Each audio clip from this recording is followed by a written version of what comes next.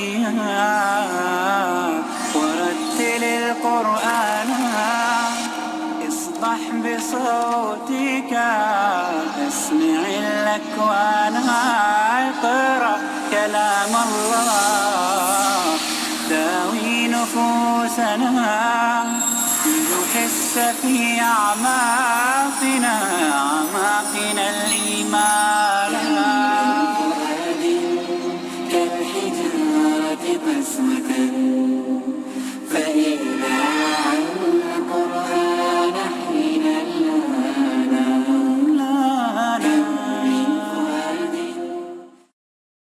بسم الله الرحمن الرحيم الحمد لله رب العالمين والصلاة والسلام على أشرف الأنبياء والمرسلين على نبينا محمد وعلى آله وصحبه أجمعين.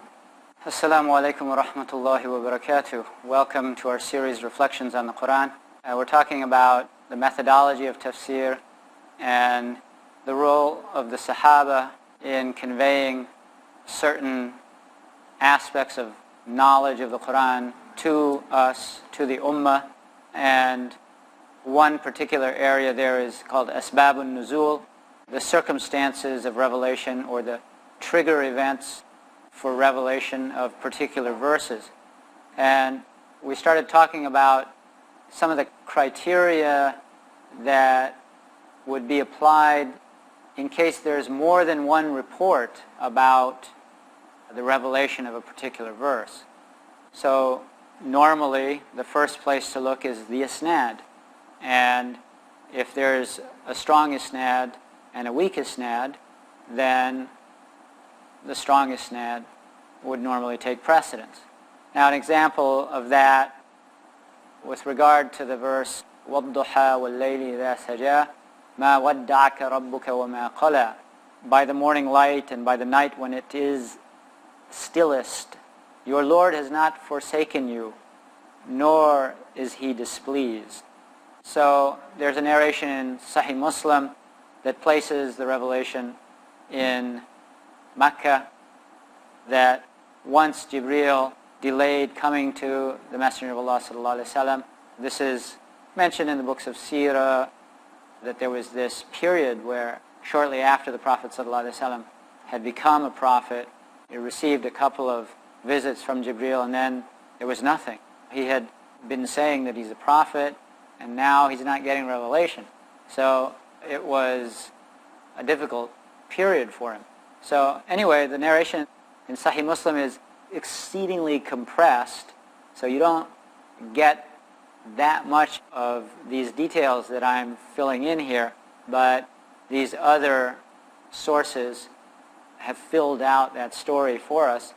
There was this delay where Jibreel wasn't coming to the Prophet ﷺ, and the mushriks began to say, Muhammad has been forsaken.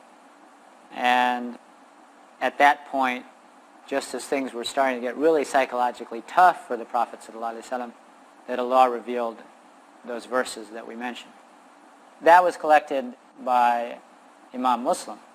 There's another narration that was collected by At-Tabarani, who's a much later hadith scholar, and his work is many notches down from Sahih Muslim in reliability. And so he has a narration. There's this woman who served the Prophet ﷺ, and she narrated that he complained that Jibreel had not come for some days. She cleaned the house and found the corpse of a puppy under the bed, and then that became the trigger for the revelation to stop. So that linkage between that event and the revelation is only based on this narration, and it contains unknown narrators, so it would not be given any consideration. Sometimes it's the clarity of wording that causes precedence to be given to one authentic narration over another authentic narration. Ibn Abbas recounted that there were some polytheists, some mushriks, before Islam. They had killed people, they had committed adultery, and they came to the Prophet ﷺ and said, you know, what you're saying is all fine, but what about us? I mean, do we have any hope of being forgiven if we accept your message? So the following verse was revealed from Surah Al-Furqan, وَالَّذِينَ لَا يَدْعُونَ مَعَ اللَّهِ إِلَهًا آخَرَ وَلَا يَقْتُلُونَ النَّفْسَ الَّتِي حَرَّمَ اللَّهُ إِلَّا بِالْحَقِّ وَلَا يَزْنُونَ وَمَنْ يَفْعَلْ ذَلِكَ يَلْقَى أَثَامًا. Those who do not call upon another God along with Allah and do not take the life that Allah has forbidden except in the course of justice, nor commit zina, but whoever does that will pay the penalty. And then the verse, يَا عِبَادِيَ الَّذِينَ أَسْرَفُوا عَلَىٰ أَنفُسِهِمْ لَا تَقْنَطُوا مِنْ رَحْمَةِ اللَّهِ. O my servants who have transgressed against themselves, do not despair of the mercy of Allah. But that passage in Surah Al-Furqan also then goes on to mention that, this narration seems to have abbreviated that mention, but the passage in Surah Al-Furqan also goes on to mention that people who do these things, shirk and murder and adultery, they're going to face a penalty. But then it goes on to say, except for those who repent and believe and then after that do good.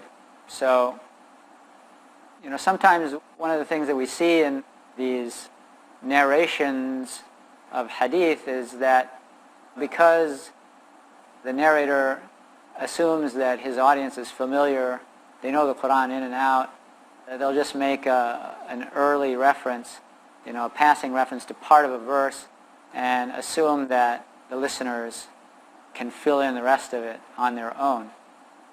So sometimes the narrations are so brief that for modern Muslims, people living in this era, we might not know the rest of the verse. So it might become confusing.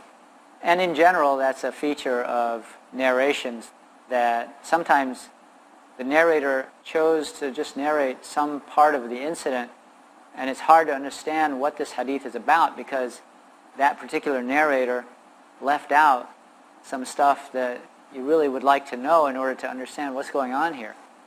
And then one of the roles of hadith commentators is that they know that, this hadith says this much about that particular incident, but there's another hadith that says this, another hadith says that, and so they bring it all together and explain for the average reader, what's actually going on in this narration.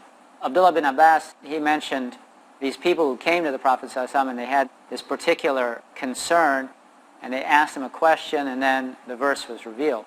Abdullah bin Mas'ud reported that a man asked, Messenger of Allah, which sin is greatest in the sight of Allah? He replied, to call upon a rival with Allah when He created you.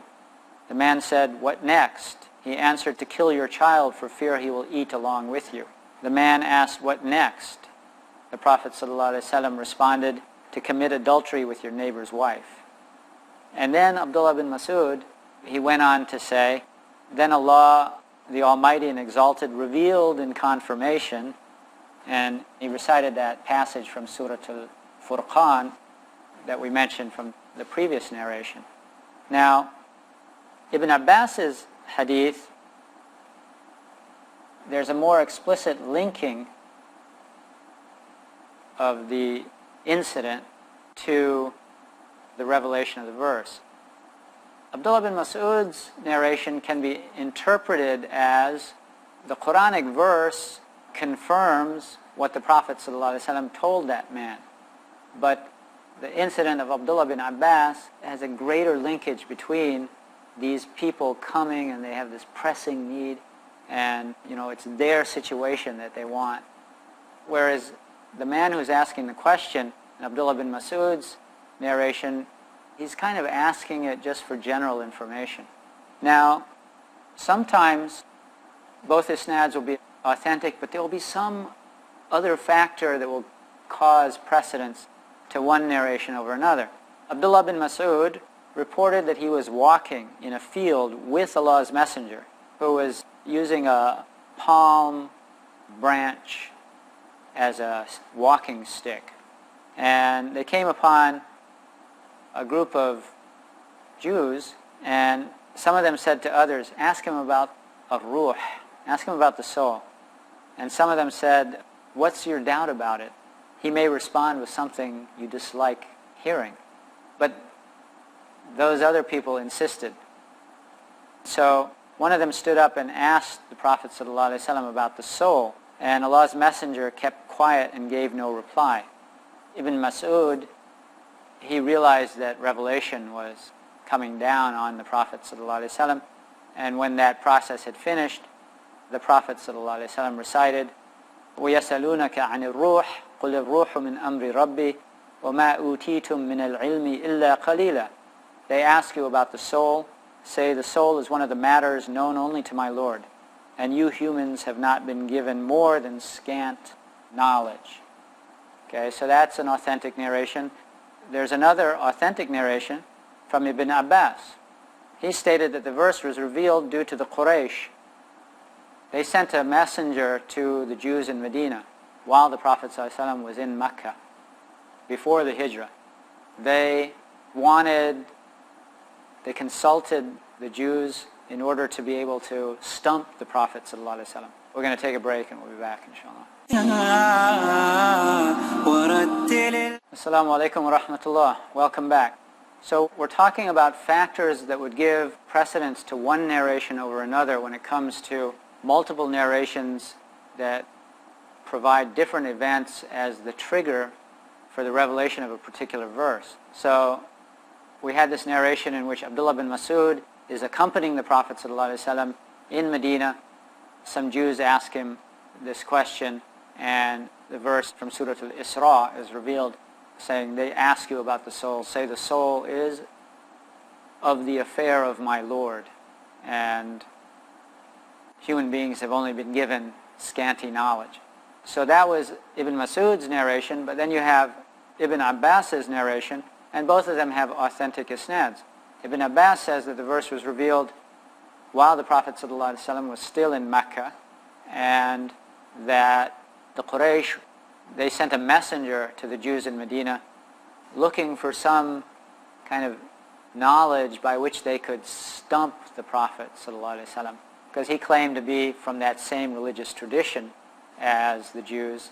So the Jews sent back this question: ask him to tell you, what is the soul?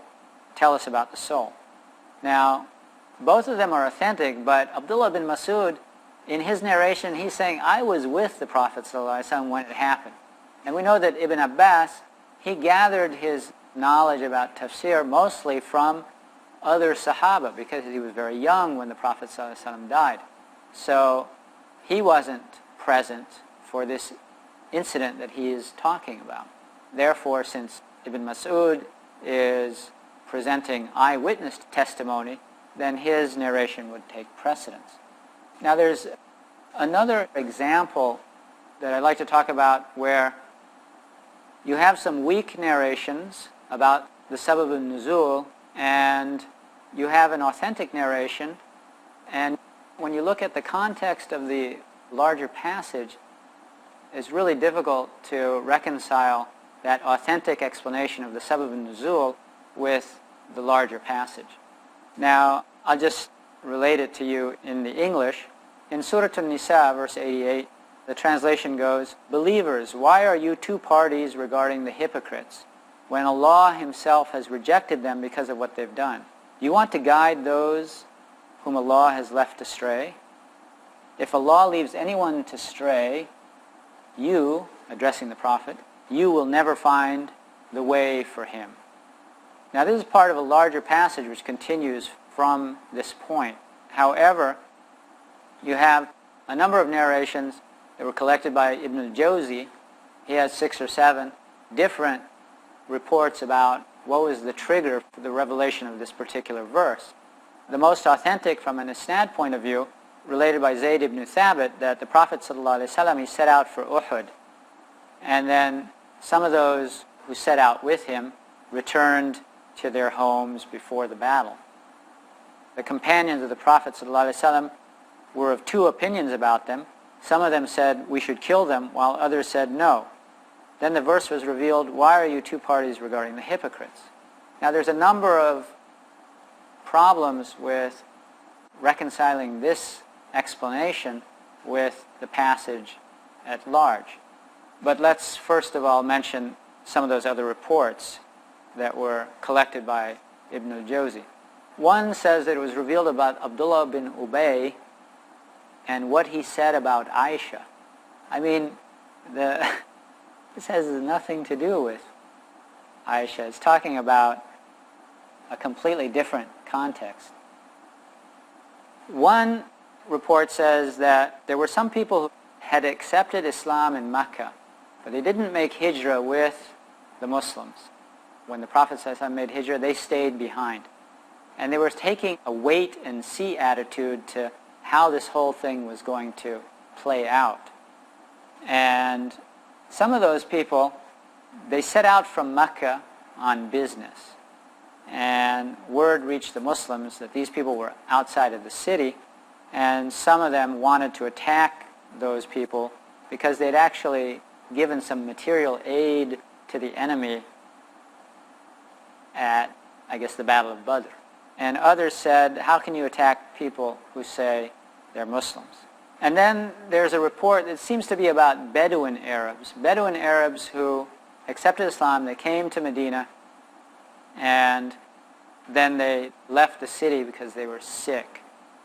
And then there's a variant of that where there are people who actually made hijrah, that came from Mecca, and then they reverted to their ancestral religion and went back to Mecca. So you have all of these narrations, but let's look at what the Quranic passage goes on to say. It says, they would dearly like you to reject faith as they themselves have done, so that you are like them. So do not take them as allies till they emigrate. Now the translator here, Abdul Halim, he has added to Medina. Okay, that's not there in the text, but that would be the parent meaning of emigrate. Do not take them as allies till they emigrate for Allah's cause. If they turn on you, then seize and kill them wherever you encounter them. Take none of them as an ally or supporter. The passage goes on to say, the next verse says, but as for those who seek refuge with people with whom you have a treaty, or who come over to you because their hearts forbid them to fight against you or against their own people, Allah could have given them power over you and they would have fought you. So if they withdraw and do not fight you and offer you peace, then Allah gives you no way against them. You will find others who wish to be safe from you and from their own people. Whenever they're in a situation where they're tempted to fight you, they succumb to it. So if they neither withdraw nor offer you peace nor restrain themselves from fighting you, seize them and kill them wherever you encounter them. We give you clear authority against such people. Now, the narration that mentioned that this verse was revealed about the hypocrites who went out at the Battle of Uhud and then returned, what we see in this entire passage is that after the first passage, where it mentions hypocrites by name, it just uses pronouns. So, for instance, in verse 89, they would dearly like you to reject faith as they themselves have done. Nowhere in the succeeding passage are these people referred to using any term except a pronoun. So it has to refer back, that pronoun has to refer back to the hypocrites that are being mentioned in verse 88. Verse 89 says, do not take them as allies till they emigrate. Emigrate? Where is emigration supposed to be to? It's supposed to be to Medina, when Bedouin Arabs at that time, when they accepted Islam, the first request put before them was that they come to Medina in order to strengthen the Muslim community and in order to learn the religion. So if we're talking about people who already live in Medina, how does that verse apply to them? Well, that requires a bit of twisting of the meaning of emigration, hijrah, in order to make the narration fit the context of the passage. So one of the ways that that was done is to say, well, emigration here actually means to go out in the path of Allah, to fight in the path of Allah. Well, if that's what it meant, why not just use the word hatta yujahidu? It's used numerous times in other contexts. So why would that wording be ignored and passed over here in favor of this wording of hijrah? That's a rather strained explanation. It doesn't really make a lot of sense. And So because of that, there's inconsistencies there that make the narration in Sahih al-Bukhari difficult to reconcile with the passage. Another thing about that particular narration is that there's a group that wants to kill them, and the other group says no. And Allah is saying, why are you of two minds about these people? And then it goes on to explain that, these people are really quite bad, and it prescribes certain situation in which they should be killed. But it's well known that the Prophet ﷺ didn't kill hypocrites. As we mentioned in an earlier episode, there were situations where Sahaba wanted to kill a hypocrite who was expressing arrogant disrespect for the Prophet ﷺ to his face. And the Prophet ﷺ said, no, I don't want people saying that Muhammad kills his companions. So you have another problem with that narration from this angle. Now, in the remaining time, we don't really have time to finish this topic, but if you have a wording of a text that's general, and you have a Asbaab Nuzool, which is always particular, now, are we supposed to understand this general wording according to its generality, or must it be limited to the circumstances of revelation? The dominant view among scholars is that the normal procedure is that the general wording is effective. And one of the examples or evidence that they give for that, there was a question that people asked what they should spend. Now, this is one of the reasons that triggers revelation is a question. And the answer was, say, whatever you spend of good is to be for parents and relatives and orphans and the needy and the traveler. So the answer was much more general than the question. They just wanted to ask, what should we spend? And the answer was in terms of the persons who should receive that spending in the path of Allah. When we come to the end of this episode, Assalamu alaikum wa rahmatullahi wa barakatuh. Allahu a'lam. اقرأ أخيا ورتل القرآن